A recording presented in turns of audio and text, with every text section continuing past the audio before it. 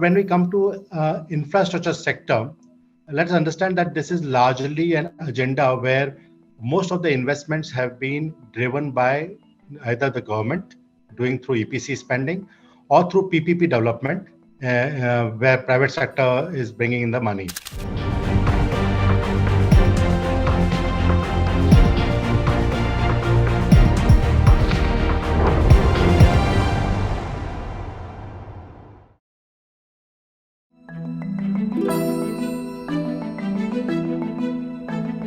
As the economic environment changes, it sees multiple shocks and disruptions. The nature of risk also starts behaving differently. But from a purely private sector point of view, the most important thing has been the way the risk allocation has been done on projects which are supposed to be done under PPP model. Okay, that's one of the areas. The second area has been the appetite of lenders to look at projects in infrastructure sector. After the challenges we saw with most of the project becoming stressed in the last decade, it has taken some time for the confidence to come back in the lending community to start looking at the projects favorably again. One of the things that probably private sector themselves need to address on priority is the creditworthiness of the promoter themselves.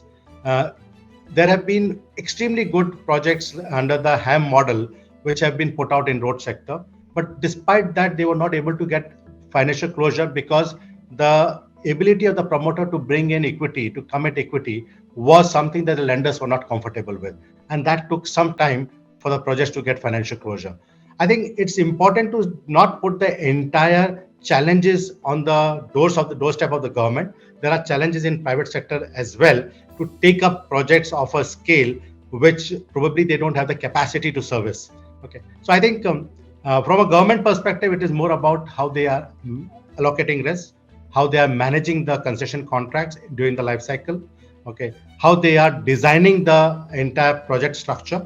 These are some of the areas where government needs to probably put some attention, especially as the projects become more specialized.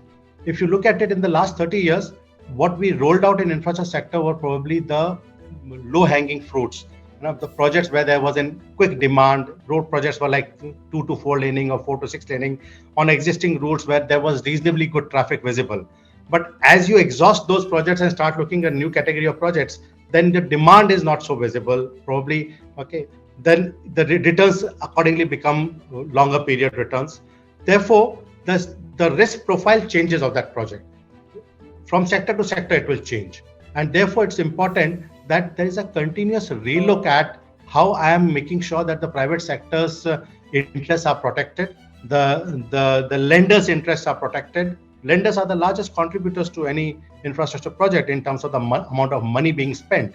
So if you don't really create a mechanism where the lenders' risk appetite is taken care of, you are really not taking the projects forward significantly.